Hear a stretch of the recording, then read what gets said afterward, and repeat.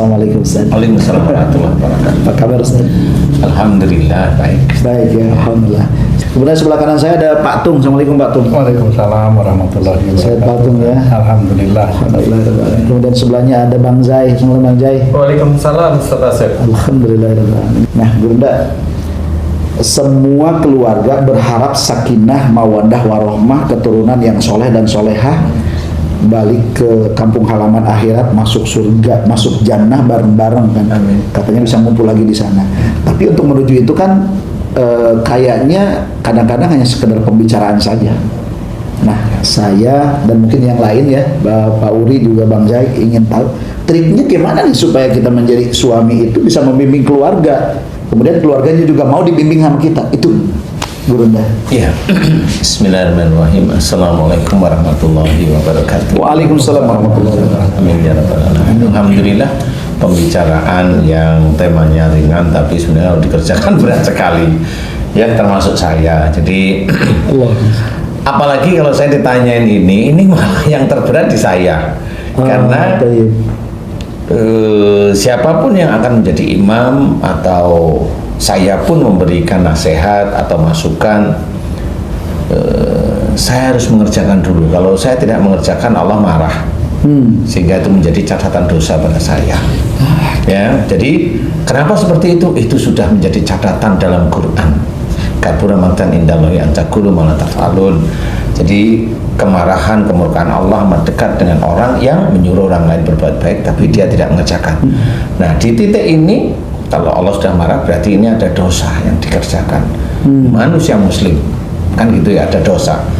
Jadi kalau tadi Ustadz bercerita bahwa kok sulit ya menjadi imam yang baik di hadapan Allah Ta'ala kan gitu ya, di luar mengerjakan sholat, di luar membaca Quran, di luar puasa seperti itu. Nah, Ustadz yang menceritakan kok sulit menjadi imam ini berarti insya Allah Ustadz itu sudah berusaha mengerjakan. Sehingga apalagi kalau Ustadz hafal Quran, hafal tentang hadis, itu menceritakan bahwa kesulitan demi kesulitan itu muncul terus menerus karena kehidupan berkeluarga itu kan dinamis ya. Hari ini istri kita begini, kita harus mikir. Hari ini istri kita itu belok begini, kita harus mikir. Dan kalau memang itu ada persoalan dengan istri, kita harus menyelesaikan. Dan cara menyelesaikannya tidak boleh keluar dari syariat Islam. Bagaimana anak kita begini, kita juga harus mikir, harus menyelesaikan. Bagaimana antara anak dengan istri yang dia lakukan begini, kita harus mikir, harus selesaikan. Nah, bagi orang-orang yang merasa dirinya itu berat, nggak taunya menjadi imam, karena beratnya ini disesuaikan dengan syariat yang dia sudah mulai paham, berarti orang ini hanya ditunggu oleh Allah Ta'ala keistiqomahannya dia sendiri. Kenapa yang ditunggu ini istiqomah? Continue, konstan seperti itu, terus menerus. Karena yang dinilai itu istiqomah dalam bentuk tetap ada di jalannya Allah. Kalau hasil itu haknya Allah, karena hasil itu kan termasuk nanti istri mendapatkan hidayah dari Allah, kan bukan dari kita. Kita hanya memberikan pelajaran. Dan itu yang dinilai oleh Allah Ta'ala tidak cuma memberikan pelajaran, tapi memberikan pemahaman pada istri, memberikan pemahaman kepada anak. Kemudian di dalam memberikan pelajaran tidak menekan istri, tidak memaksa istri dan sebagainya. Kecuali istrinya tambungnya minta ampun. Nah, kalau tambung ya macam-macam cara nanti ya. Tambungin lagi. Juga ada imam yang dia dalam menyelesaikan keluarganya itu gampang-gampang aja. Gampang, hanya diberi uang, gampang hanya ini. Nah, imam yang seperti ini dia tidak memahami bahwa tugas dia sebagai imam itu tidak hanya memberikan uang saja, materi saja, tidak hanya, tetapi juga dia harus mendidik istrinya, bagaimana istrinya itu tidak boros, bagaimana istrinya tidak sombong, bagaimana istrinya tidak pamer, bagaimana istrinya tidak begitu. Di luar dia sendiri juga harus seperti itu juga. Nah, bagi bapak-bapak yang memang merasa mengerjakan kehidupan berkeluarga itu nyantai-nyantai aja, ini kekuatan imannya difikirkan, ya harus difikirkan karena belum paham seperti itu. Jadi seperti kalau istrinya uring-uring diem, nah ini kan belum paham deh. Harusnya ditegur. Harusnya ditegur kan gitu. Istrinya marah-marah sama anak, diem. Negur sih, tapi marah lagi, diem lagi. Negur sih, marah lagi. Nah itu sekali-kali negurnya jangan pakai mulut. Pakai ATM yang ada isinya. Ya pakai ATM yang kosong. Itu seperti itu. Yang biasanya umumnya pulang bawa uang, pulang nggak bawa uang. Harus seperti itu. Karena cara mendidik itu kan macam-macam. Ini nggak keras, nggak, ini trik saja. Secara harfiah, secara batin, kalau memang dia sayang, ya emang harus punya trik. Bukan trik itu untuk membodohi istrinya, bukan. Tapi niat mendidik. Tetapi niat mendidik, karena dikasih tahu sulit. Sekali waktu dia tuh makan itu sehari 3 kali, kasih makan sehari itu cuma setengah kali gitu. Atau masukin ke toilet dikunci supaya puasa. Nah ini cara-cara mendidik. Dia kan nanti akan tanya, kenapa saya nggak boleh makan? Karena kamu kalau dinasihatin berontak terus dan kamu kerjain apa yang sebenarnya Allah tidak suka gitu. Saya sebagai suamimu, saya harus negur kamu dengan cara seperti ini. Kalau saya marah, saya dosa lagi. Makanya saya negur dengan seperti ini. Kamu mau apa sekarang? Saya protes. Ya, protes mau apa sekarang? Saya protes nggak pulang. Alhamdulillah mau berapa hari?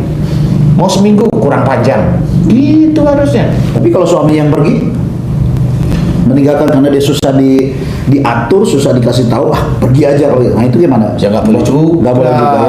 Karena itu tetap harus, karena masih ada ikatan pernikahan. Jadi tetap dia sebagai arujal qawwamuna 'alan nisa itu tetap harus dikerjakan. Sekalipun itu perginya misalnya dalam rangka mendidik gitu. Nanti dulu ya. Nanti dulu karena bisa aja yang dipikir oleh istrinya suaminya yang marah. Berbalik bisa berbalik. Tapi kalau mamanya nggak dikasih makan istrinya itu kan beda deh. Lagi ya. Dia yang merasa ditegur istilahnya. Tapi kalau hanya pergi saja jangan, tidak boleh. Seperti itu karena memang tidak boleh. Kalau istrinya meninggalkan rumah nggak pamit, itu udah dianggap oleh Islam itu pisah. Selesai sudah.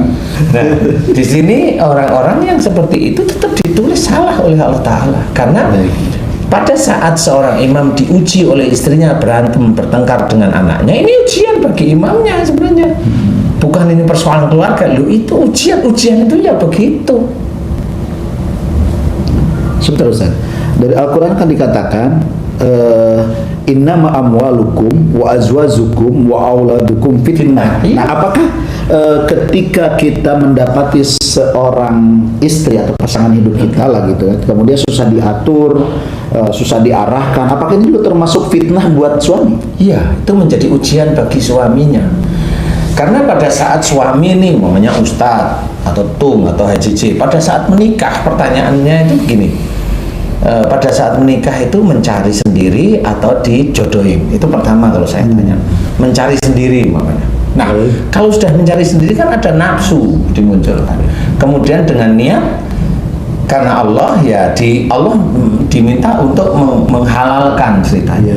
Nah ini kalau memang itu sudah gak bisa ngapa-ngapain, ini namanya sudah sekufu.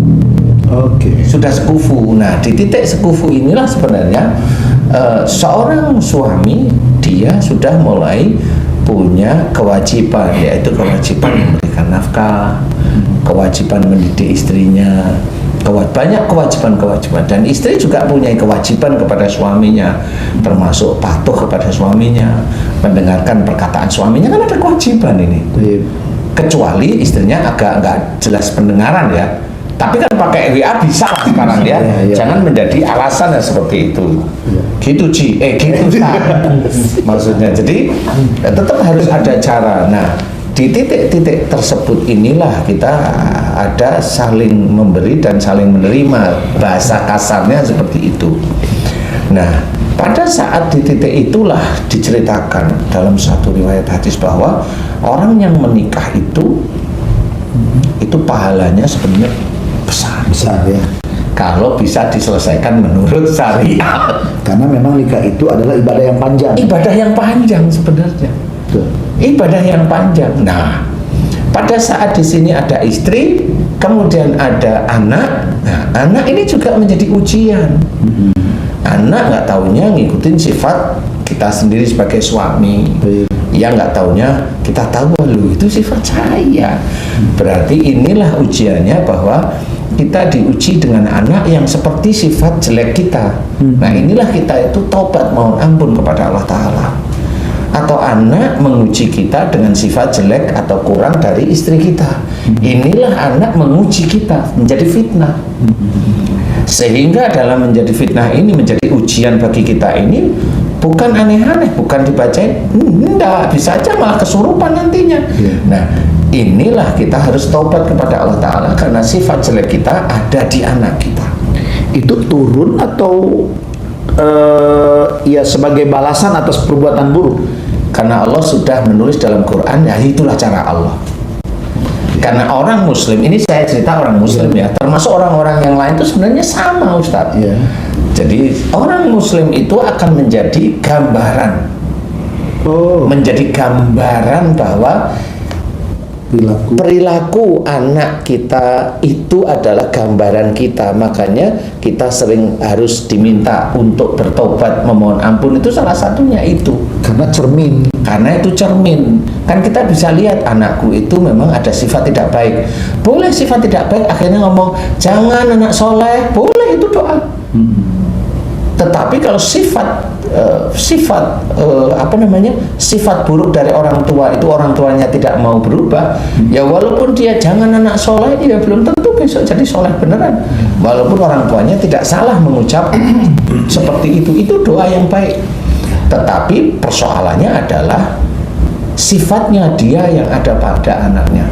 Nah, relatif orang-orang Muslim kayak kita ini tidak mau mengakui bahwa anak yang nakal itu dari kita itu jarang mengakui, sangat jarang mengakui Ustaz. Yang disalahin lingkungan. Yang disalahin salah itu lingkungan lah, ini itu seperti itu, karena memang dia nggak paham.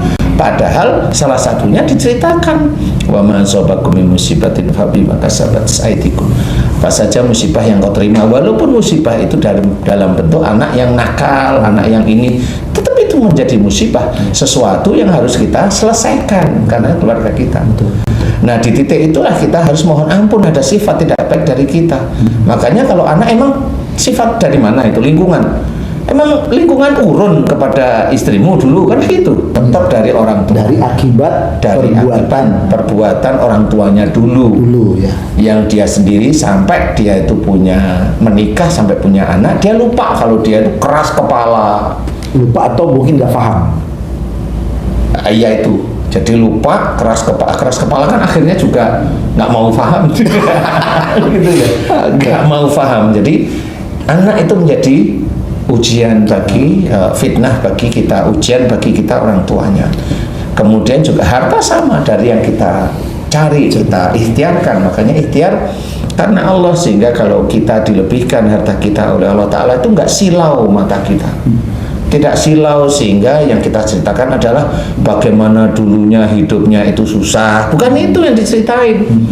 Kenapa kamu itu kok sekarang kaya? Oh, dulu saya itu hidup susah. Apa maksudnya? Kenapa kamu sekarang kaya? Ini Allah aja berkehendak, titik. Oke, baik. Kan begitu ya. Nah, jarang manusia Muslim itu mau bercerita seperti itu. Yang diceritakan adalah dulunya susahnya. Jadi jangan sampai ditanya, kenapa istrimu sekarang cantik? Karena dulu pilihannya jelek-jelek. Nggak boleh juga. Insya Allah seperti itu, Ustaz. Jadi sangat berat sekali ya ternyata untuk menjadi seorang pimpinan, seorang suami, seorang leader dalam rumah tangga. Untuk keluarga yang sakinah itu sangat berat ternyata ya. Iya, berat. Karena ada seorang suami namanya, dia mendidik saya harus gini-gini, kalau nggak mau dia udah lepas tangan. Itu juga ada, cuek juga. Jadi yang penting saya sudah didik gitu. Loh, bukan seperti itu. Kalau sudah didik itu maksudnya sudah selesai jadi istrimu juga kalau bisa. Oke.